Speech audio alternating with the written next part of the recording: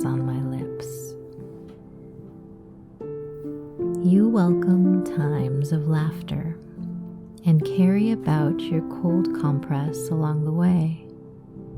Does your gentle knocking guide the right hand or the left? And what matters of your time do you measure as consistency of care? How can you pace and space yourself more freely?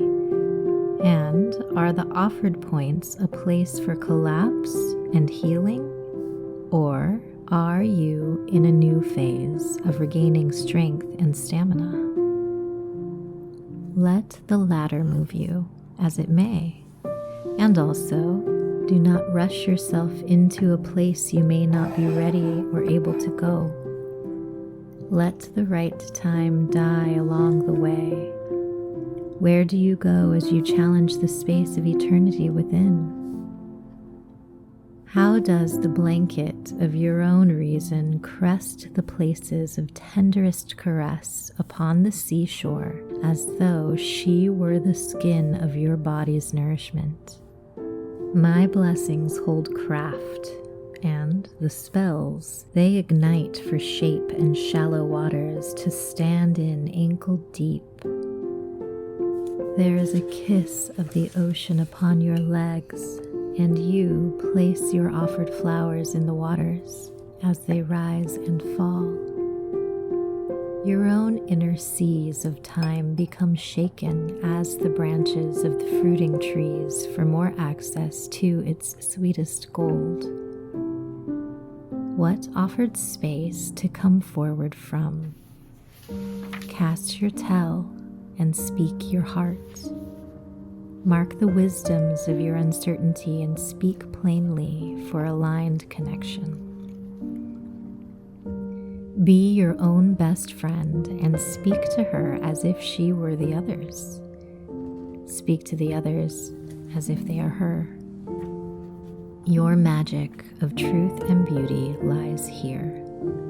So, eat the berries, drink the elixir, and become more centered in yourself as nourishment finds its folds in your breath of life's loving ways. Tender, tender moments all the days and ways for comfort. Be the belonging your soul carries home. Tune into the tides and turn the momentum of your truth. Come connected, come readied, come waiting for your own clarity divine. You are the trust your knowing wants and is ready for. Inside of yourself holds the key.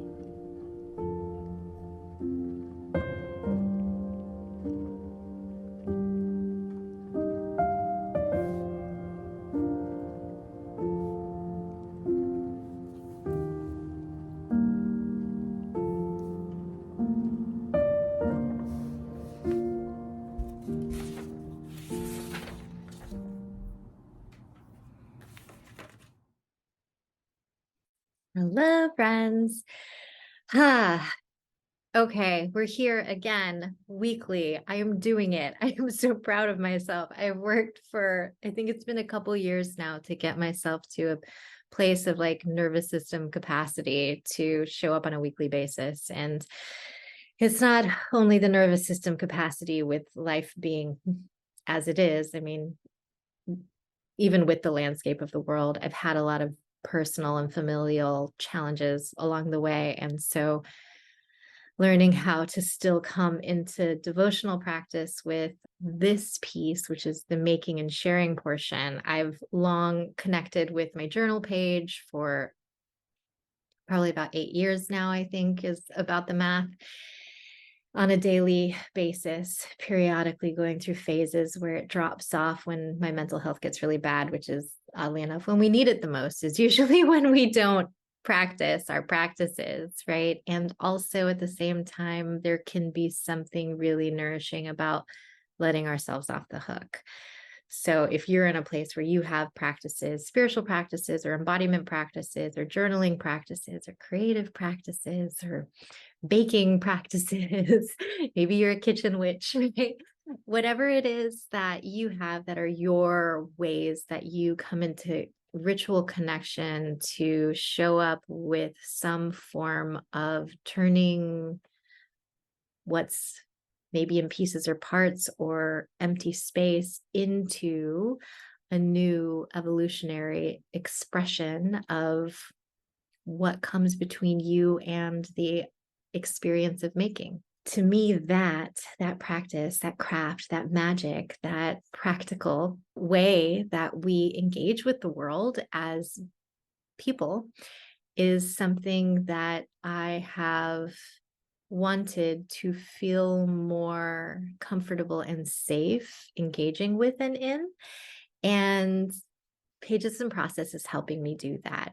I began here really needing to unpack a lot of religious trauma, not knowing that's what it was called, with lots of past life regression flashbacks and current life fears and night terrors and experiences that are very spiritual and very interpersonal and happens a lot in the dreamscape and dream space. And a lot of my work comes from the poetic flow of really attuning to a nuance of loving the darkness, of loving the space of the in-between, of loving the kind of lovership that can happen with one's spiritual practice when we, at least this is for me, how I access, is to go to the dark ethers of the psyche to bring the wholeness of me, the all of me, and then hold that, feel that, love that, both be held by myself and hold myself and feel held by the ethers and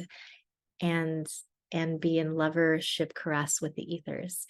And there is a beauty in that that I find really nourishing. And so maybe you have practices that are similar, and maybe this is newer territory or terrain for you. But I do invite you to tune into what feels good about whatever pages that you heard me speak and whatever pages as they write through you onto the page, or if your form of expression is something else, how energy and fluency of your love can be transmitted through your body into whatever it is that you're making. And as you make, sometimes there is a space between the making and the sharing that can be a bit clunky, that can feel a bit vulnerable, that can feel like a fear of what if I'm not accepted? What if they don't like it? Or what if they do like it and don't really respect it? Or what if then I'm expected to produce and provide more and I'm not actually ready or capable or wanting to do that? There's a lot of negotiating experiences, internal experiences for ourselves to even figure out, well, what do I want in this experience? And then external communication or boundary or invitational key points that we can utilize to cultivate and craft, just like we make and share, just like we make, right? In the making process, we make and we're sharing with the experience of the making somehow. We're communing with something, or maybe it's ingredients that go into a pie. Maybe it's the ink in the pen and the thoughts that are streaming through onto the journal page or into our writing practice. It could be all sorts of stuff, right? From the very practical to the very philosophical or etheric and theoretical and unseen. And I was going somewhere with this, and I don't remember where. I have my little blueberries today, and it's a lovely day here in Los Angeles. It is December now, and I am still feeling into the needs and the wants of my Patreon community. I have a couple of lovely members over there, and you have been so nourishing just to feel in the space. however much you do or don't engage. And it's so beautiful when I do hear your words and I hear how you're doing. And I just love that in the comments section there or in private messages. And also for those of you who comment on my Instagram posts periodically or stories, or even in the comments more sparsely on YouTube, it's really nice to start to feel a trust between myself and the being seen portion, which is the you, right? And I wrote something today, which I want to read, and which you probably have already heard read in the reading over my pages. But it says, "Be your own best friend and speak to her as if she were the others. Speak to the others as if they are her." So I'm working on this relational dynamic where I can be my own best friend.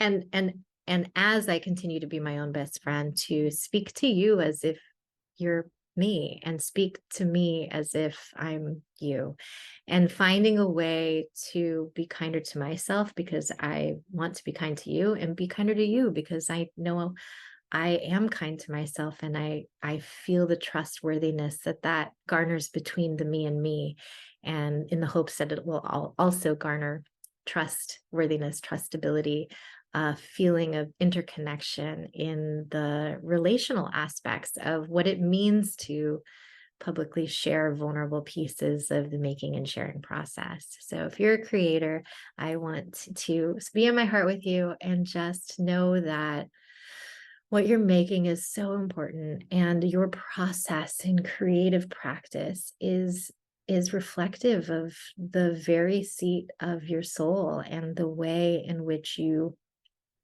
commune and connect with what's inside of you, and the experience of also showing up in a way outside of you that is sometimes more tender even than how you are with yourself.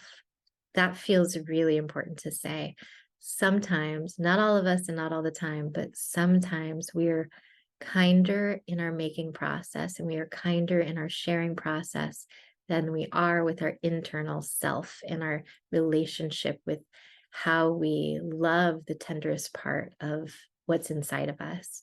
And so I want to invite you to take a moment into the very depth of this heart, this inner sense of self, and really, really ask, do I love myself there? And if you can soften to the possibility that absolutely you do, or to stand in the knowing that, yeah, and I feel and I trust myself there too. There's so much beauty that can come from there. And I'm just imagining like a little handful of I have my blueberries, but full of soil, and then just a little seed sprout coming up, and reflective of the nourishment that can come from new growth in our hearts, and the necessity of going to the deep dark parts of ourself in order to plant the seeds for the life that we want to live, for the way that we wish to connect, for the fruiting and flowering of the eventuality of being in an environment that's going to lead to fertile bloom, and being able to share from there. So on that note, blueberry for me, blueberry for you. And I hope you have a really beautiful, wonderful rest of your day. If you'd like to join me on the Patreon, it would feel so good to have more members. And if you would like to hit subscribe, follow, or like, vulnerable to say, but that would be exciting too. So thank you for being here, and thank you for your support, and sending you so much love. Bye-bye. Oh, I'm going to eat this one on behalf of you. Bye.